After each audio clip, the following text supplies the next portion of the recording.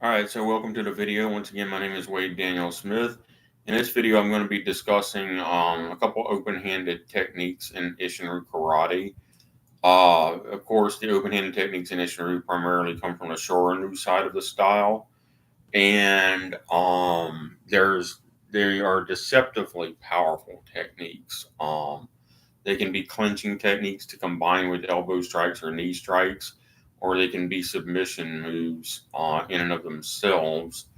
So one of the ones that I like is this reverse neck breaker setup, which is obviously a life or death fight situation.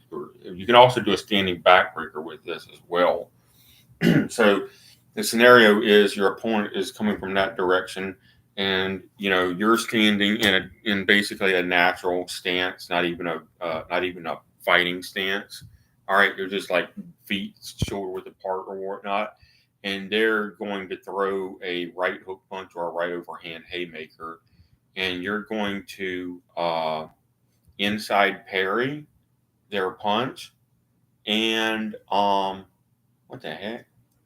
Okay, yeah. Okay, you're gonna inside parry their punch and windmill block, and you come and you're grabbing their arm here under this arm, and so their shoulder is here, their right shoulder is here, and I've got free reign over their arm now. I got side arm control here, and I can back fist them in the face if I want to, or since I said I was going to do open handed techniques, I can run my arm around them and put them into a standing back breaker.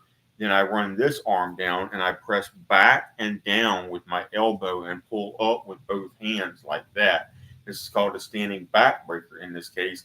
And this person's back is under my arm, and my push my elbow and shoulder down into their neck and pulling up on their back, and they will tap out. They can try throwing punches around my arm, but they'll never hit me in the head. All right, it's rigged against them. All right, and you lace your fingers together like this. Don't try to lace your fingers like this. You'll break your own fingers. All right, it's with the sheer force of your own hands. Lace them like this. All right. That way, if you have to release your grip, you can release your grip for some reason. Like if there's another attacker coming to you and you need to let this guy go. All right. Although this is called a standing back breaker, you're unlikely to actually break their back, but you can put so much pain on their neck that they'll tap out, which they will tap out when you do it. So then, like, if a second attacker is coming, you can then throw this person into them. Okay, and maybe you have a chance to just run away and avoid the second fight altogether, or maybe you need to throw to turn and back kick a third attacker that's coming. Whatever the heck's going on. But anyway, that starts out as an empty-handed, open-handed technique. Your windmill block. This can in a screaming stick. I'm not sure how this is actually pronounced. I think it's something like Cinder Wally. You have a similar motion to windmill blocks. And I haven't practiced the screamer sticks in a really long time though, so I'm not necessarily proficient with double stick screamer. But anyway, it's a similar motion to windmill blocks, and so it's the same motion in one style as it is in another style. Uh, Incidentally, I did a 50-hour seminar under a double 6 degree black belt who had a 6 degree black belt in Isshinryu Karate and a 6 degree black belt in Hindi Kung Fu. And and also I had a similar one with a guy that was a Tai Chi master and a 6 degree black belt in Isshinryu as well. And there's a lot of similar circular motions in both Kung Fu and Tai Chi. Basically, Tai Chi is Kung Fu in slow motion. It's concentrating on body tension and breathing. Um, but Isshinryu and the Shorinryu side of Isshinryu has a lot of overlap with Hindi Kung Fu and Tai Chi, and a lot of people that study Isshinryu also study those styles. Um, Shorinryu also has a lot of overlap with anything jiu-jitsu and anything Gracie jiu-jitsu. So just letting you know that. So then, other open-handed techniques, instead of going for the reverse neck breaker or the standing back breaker, when you parry this incoming punch, you stepping back and you windmill block. You can then grab this person's arm and just grab their head and throw them face down into the pavement. All right, and you got side arm control here, and then you can press down on their on the back of their elbow, and you've locked them here. So you have a lock, and then you can step over and put the disarmor on. And if you got to, you can break their whole shoulder blade and rip their shoulder out of socket, or you can just make them tap out and give up. Uh, or, another possibility for finishing them off, depending on if you really need to finish them off because you have a second attacker coming, you can, of course, cross-hill stomp kick them in the back of the head right here and kick their face down into the pavement. And that's going to absolutely take them out of the fight permanently. And then if you have a second or third attacker, go ahead and defend yourself against them. And you might not even get to finish this guy off because the other two guys might be coming so fast that you need to go ahead and kick that guy before you even get to finish him off, just to keep him from getting you. That's the realistic bunkai. So I'm not saying that you might not even get to land that last strike here, and just hope you distracted this dude long enough to make a difference so that you can land some strikes on this dude.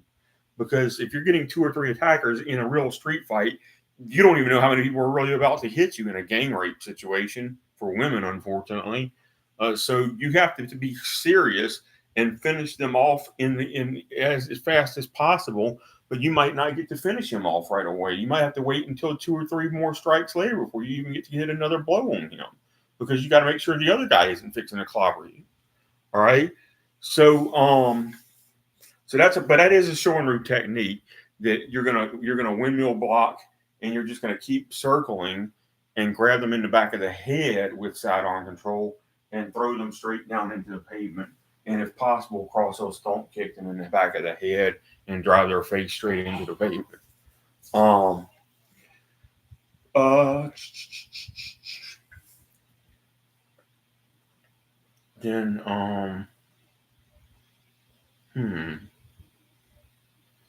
There's obviously framing under the neck.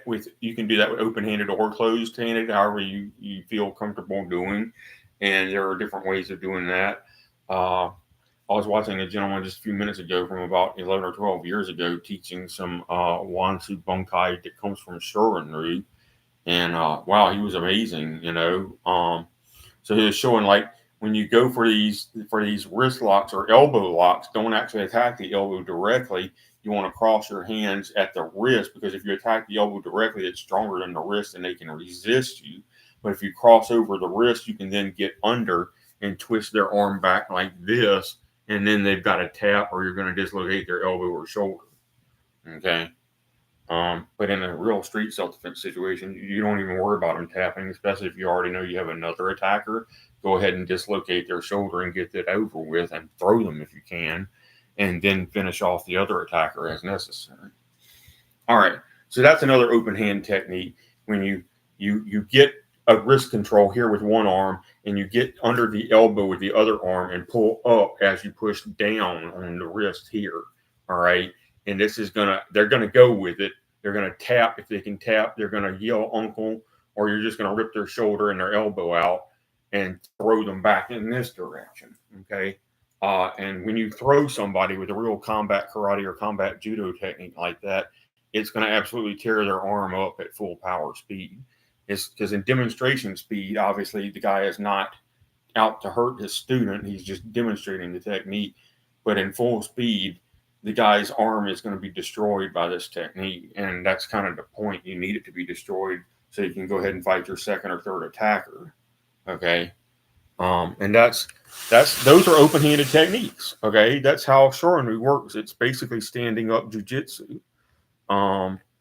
And so, like I said, I told this dude one time, and he's like, I don't understand what your problem is. He thought, because I was saying I don't really respect MMA fighters because they really couldn't win a street fight. A lot of them couldn't. And he's like, well, you have 30 groin attacks and 300 submissions in Isshinryu. So what does that mean? And I'm like, yeah, I admit we have 30 groin attacks and 300 submissions, and I'm proud of it because I memorized them all. We probably have 800 because I'm pretty sure there are at least 800 total submissions on the human body. But I know at least 250 and maybe even 300 of them. But yeah, I actually do know 30 groin attacks and 300 submissions, and I'm proud of it.